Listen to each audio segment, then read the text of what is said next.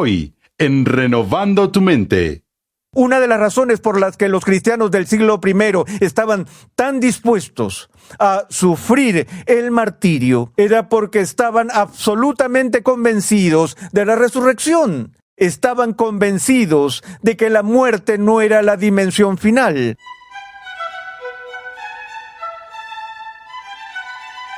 ¿Qué provoca este tipo de convicción?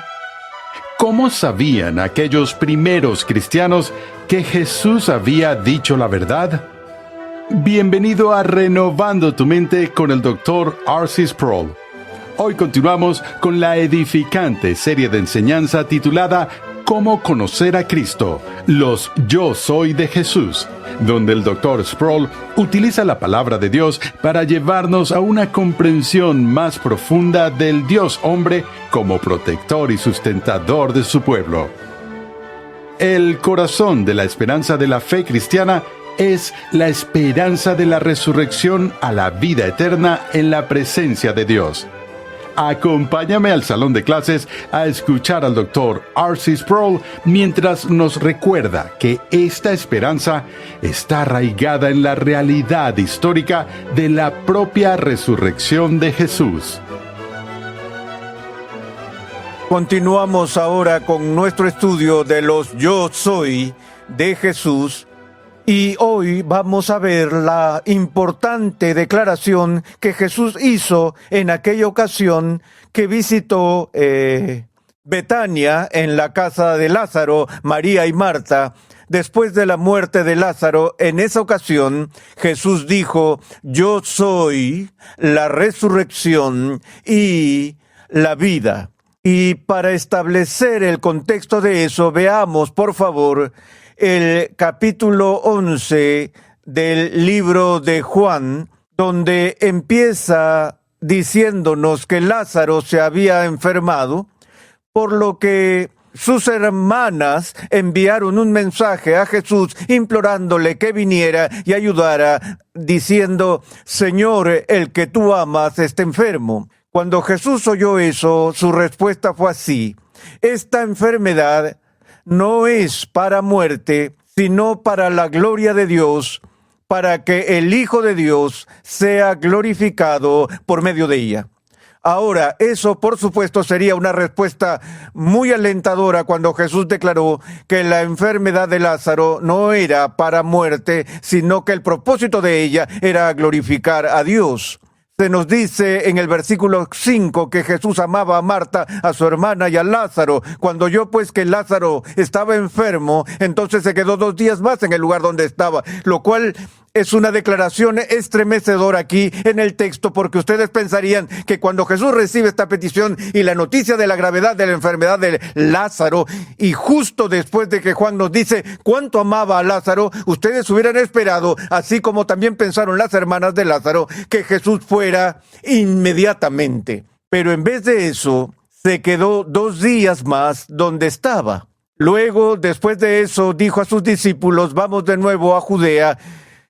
Los discípulos le dijeron: Rabí, hace poco que los judíos te querían apedrear y vas allá otra vez. Jesús respondió: ¿no hay 12 horas en el día? Si alguien anda de día no tropieza, porque ve la luz de este mundo. Pero si alguien anda de noche tropieza, porque la luz no está en él. Dijo esto y después añadió: nuestro amigo Lázaro se ha dormido, pero voy a despertarlo. Los discípulos entonces le dijeron: Señor, si se ha dormido, se recuperará. Jesús había hablado de la muerte de Lázaro, pero ellos pensaron que se refería a que descansaba y dormía.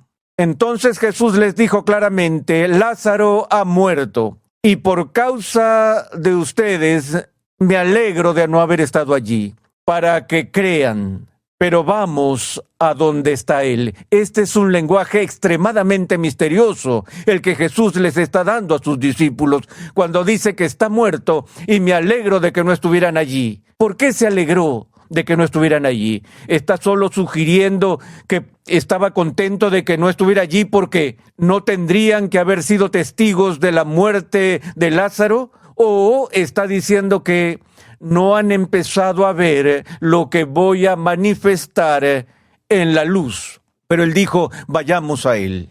Tomás, llamado el Dídimo, dijo entonces a sus condiscípulos: vamos nosotros también para morir con él. Están asumiendo que si Jesús regresa a Judea en este punto de su ministerio, tan cerca de Jerusalén, tan cerca de la sede de la autoridad de aquellos que estaban en oposición a Jesús, ir en este viaje es arriesgar sus vidas. Es por eso que los discípulos no querían que Jesús se fuera porque temían por él. Y luego, cuando él dijo que iba, Tomás dijo: vamos con él. Si él muere, muramos junto a él. Por supuesto, esta actitud cambió dramáticamente solo unos pocos días después. Pero leamos entonces el registro de lo que sucede cuando Jesús llega a la casa de Lázaro. Llegó pues Jesús y halló que ya hacía 4 días que Lázaro estaba en el sepulcro. Ahora, ese detalle menor en la narración de que Lázaro había estado en el sepulcro durante 4 días era importante para el judío antiguo, porque el pueblo semita de ese tiempo, muchos de ellos al menos tenían esta idea de que cuando una persona moría, el alma que se había apartado del cuerpo regresaría y visitaría el cuerpo periódicamente durante un par de días después de la muerte. Pero al 4.º día, cuando era obvio que la descomposición había empezado en el cadáver, que en ese momento se creía que el alma había abandonado el cuerpo de una vez por todas. Así que no es que creían que no estuviera realmente muerto a menos que estuviera muerto por 4 días, sino que tenían la idea de que era imposible que cualquier tipo de recuperación sucediera una vez llegara el 4.º día. Así Juan nos da este detalle, que era importante que Lázaro no solo estaba muerto, sino que había estado muerto durante 4 días y ya la putrefacción corporal había empezado. Betania estaba cerca de Jerusalén, como a 3 kilómetros. Si alguna vez han estado en Jerusalén, saben que entre Jerusalén y el Monte de los Olivos hay un valle profundo allí, el Cedrón, y en la ladera opuesta del Monte de los Olivos está la ciudad de Betania.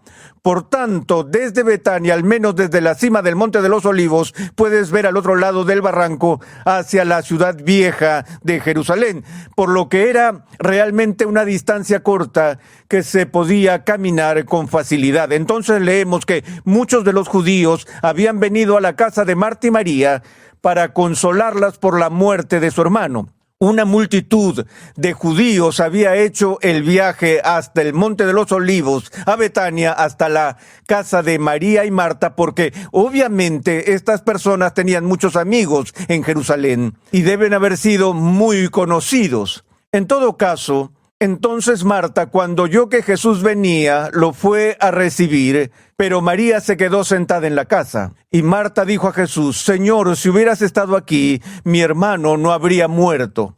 Así que aquí está Marta, que estaba desesperada porque Jesús viniera a rescatar a su hermano de su enfermedad, y luego cuando murió, sus expectativas no se cumplieron. Y no solo estaba molesta por la muerte de su hermano, sino también molesta porque Jesús no hizo lo que ella esperaba que hiciera, y entonces sale al encuentro de Jesús con una reprensión, diciendo: Señor, si hubieras estado aquí, mi hermano no habría muerto.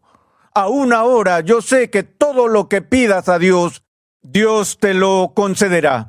No sé si tenemos alguna razón para creer, a la luz de las siguientes palabras de la conversación, que Marta esperaba que Jesús hiciera una resurrección aquí. Por un lado, ella lo reprende, y por otro lado le dice que yo sé que todo lo que Dios quiera hacer, estamos dispuestos a aceptarlo, y todo lo que le pidas a Dios, Dios te lo dará. Entonces Jesús le dijo: tu hermano resucitará. Ahora, la razón por la que no creo que ella esperaba que Jesús resucitara a su hermano de entre los muertos es por lo que dijo a continuación. Marta le contestó: yo sé que resucitará en la resurrección en el día final.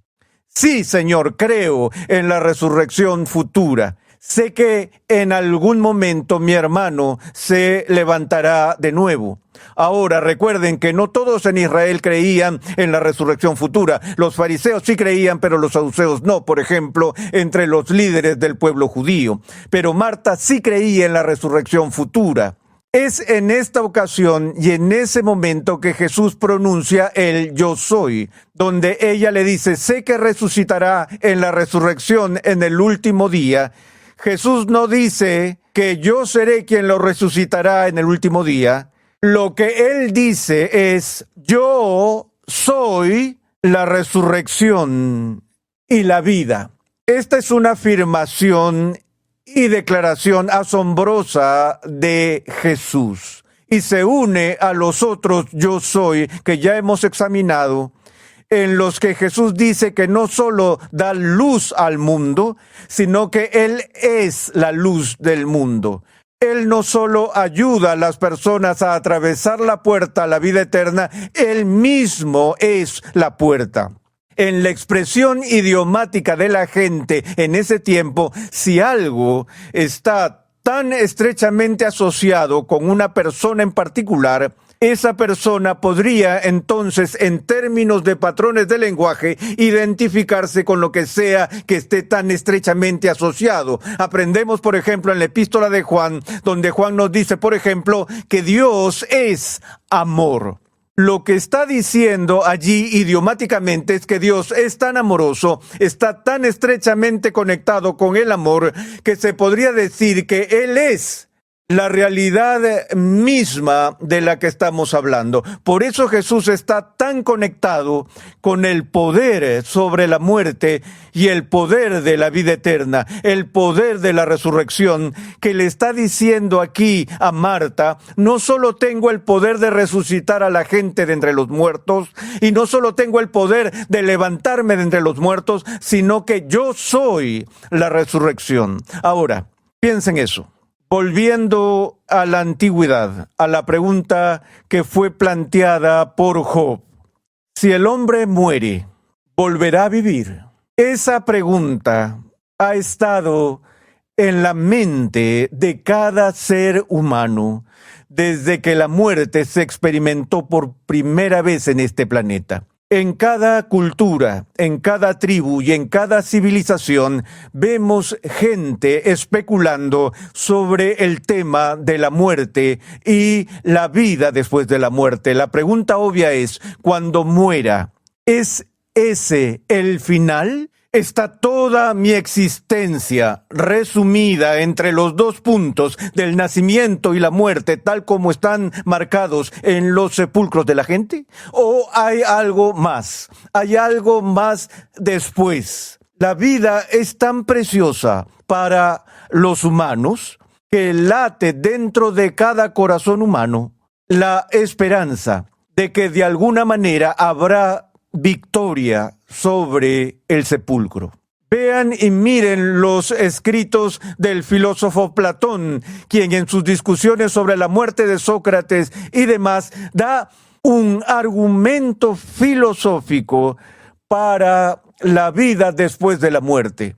Hay un argumento de analogía que se toma prestado del carácter cíclico de la vida y la muerte que vemos en el reino de la naturaleza, donde para que crezca la hierba, la semilla debe ser plantada y la semilla tiene que morir, pero cuando la semilla muere y se pudre, la cáscara se pudre y luego la semilla germina y surge una nueva vida. Entonces ves esas analogías en la naturaleza.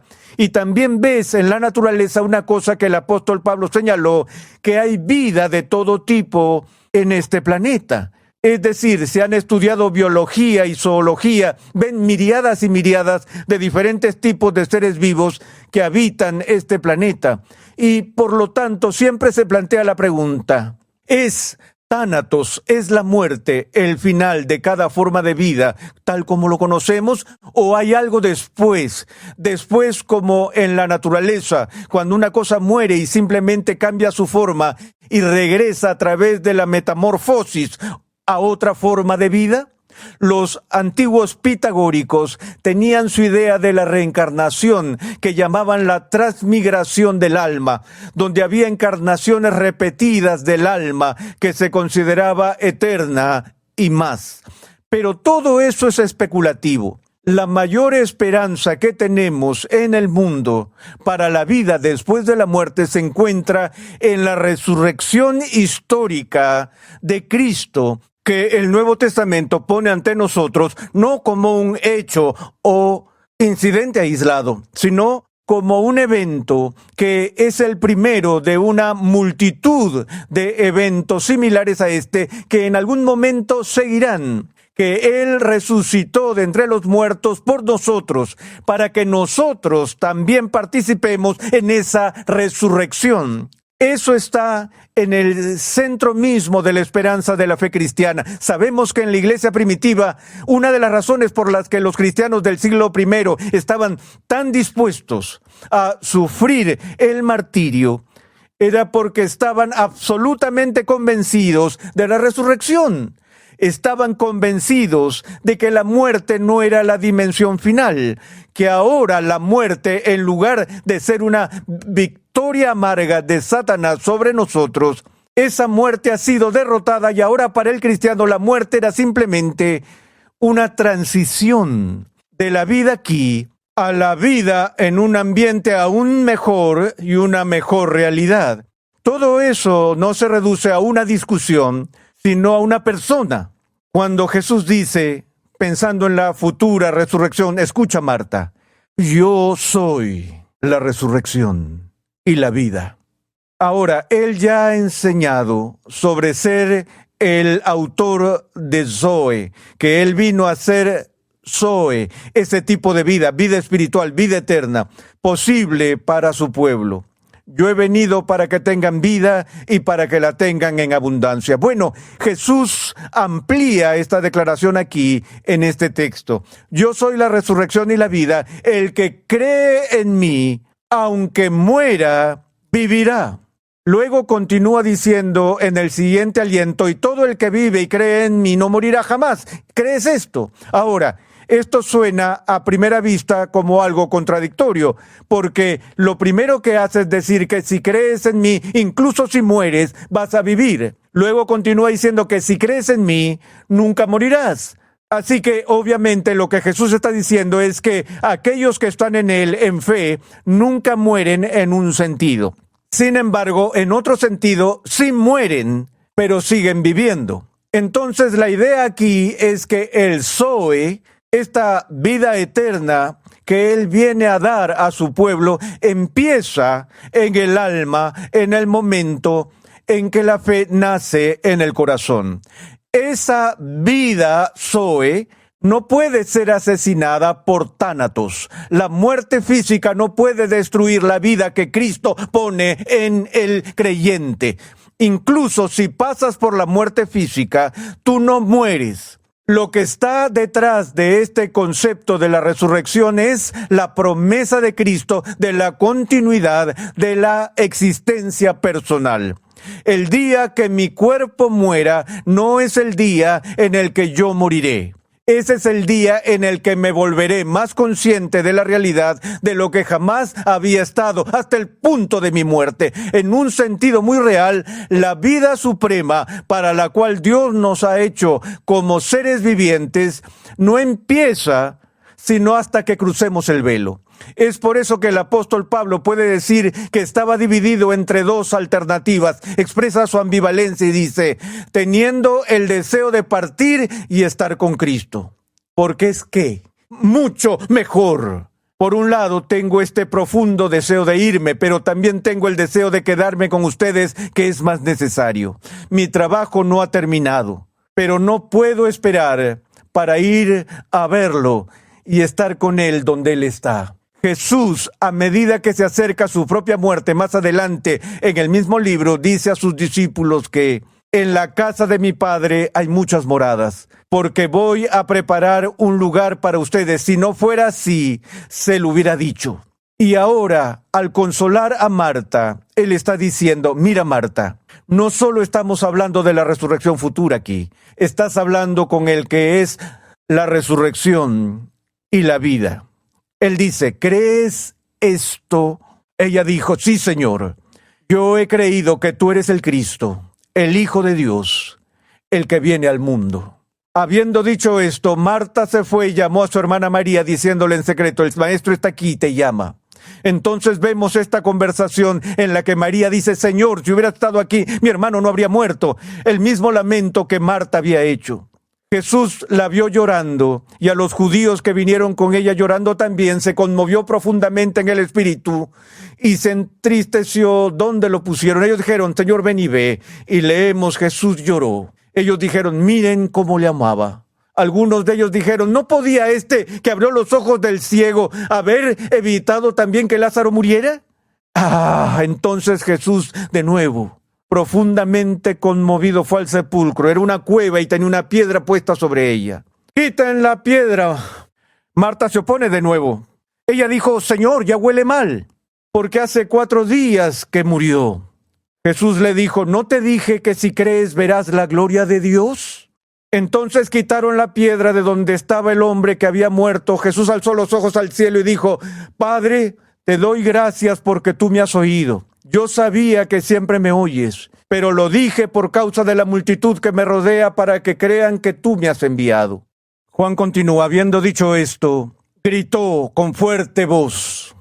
A menudo escucho esto predicado en la iglesia y el predicador dice, y Jesús gritó en voz alta, Lázaro. Si fuera fiel al texto, ¿qué es lo que dice? Que cuando Jesús se paró frente a este sepulcro abierto con el cadáver de Lázaro adentro, gritó hacia el sepulcro diciendo, Lázaro, ¡sal fuera! Creo que es importante que hagamos una pausa por un momento en eso, porque así es como el Dios Todopoderoso creó el universo. De la nada, Él crea el mundo por el poder de su llamado divino. Por su palabra, Él crea todo lo que hay. Y así, por su palabra, Cristo da poder a un cadáver para que vuelva a la vida. Y tan pronto como Jesús clama en esa voz fuerte y da el imperativo de Dios mismo al Lázaro muerto, ese corazón empezó a latir y empezó a bombear sangre a través de sus venas. Las ondas cerebrales se activaron, el tejido podrido se sanó, la fuerza volvió a entrar en él.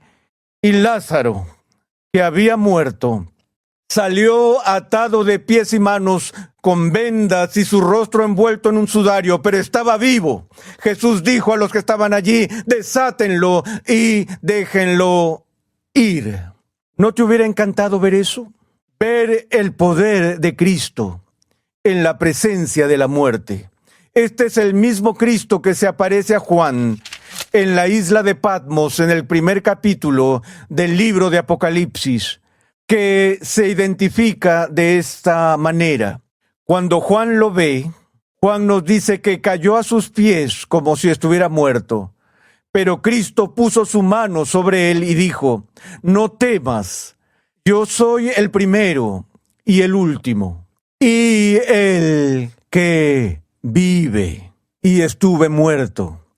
Pero ahora estoy vivo por los siglos de los siglos y tengo las llaves de la muerte y del Hades.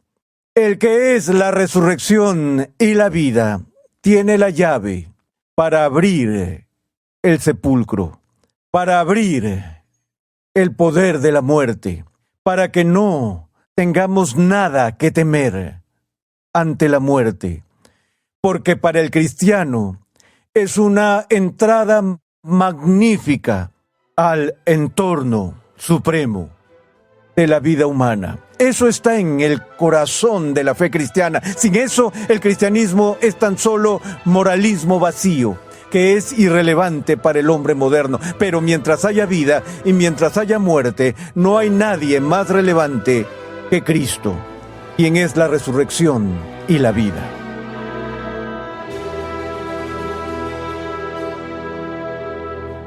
Jesús dijo, yo soy la resurrección y la vida. Los primeros mártires creyeron esa declaración y la creyeron de todo corazón. Su fe estaba anclada en esa verdad. La nueva traducción y edición al español del conocido libro de R.C. Sproul, Escogidos por Dios, ya está disponible. Escogidos por Dios es un clásico contemporáneo sobre la predestinación, una doctrina que no es solo para los calvinistas, es una doctrina para todos los cristianos bíblicos. En esta edición actualizada y ampliada de Escogidos por Dios, Sproul muestra que la doctrina de la predestinación no crea una imagen caprichosa o rencorosa de Dios, sino que pinta el retrato de un Dios amoroso, que provee redención a una humanidad radicalmente corrupta. Escogemos a Dios porque Él nos abrió los ojos para ver su belleza. Lo amamos porque Él nos amó primero. Hay misterio en los caminos de Dios, pero no contradicción. Para más información visita la página web escogidospordios.com hoy mismo. Sin Jesús no hay vida en absoluto. En el siguiente episodio de Renovando tu Mente, R.C. Sproul demuestra que Cristo es el autor de la vida y la fuente de toda verdad. Te invitamos a escuchar nuestro siguiente episodio y a unirte a nuestra gran comunidad virtual en las redes sociales.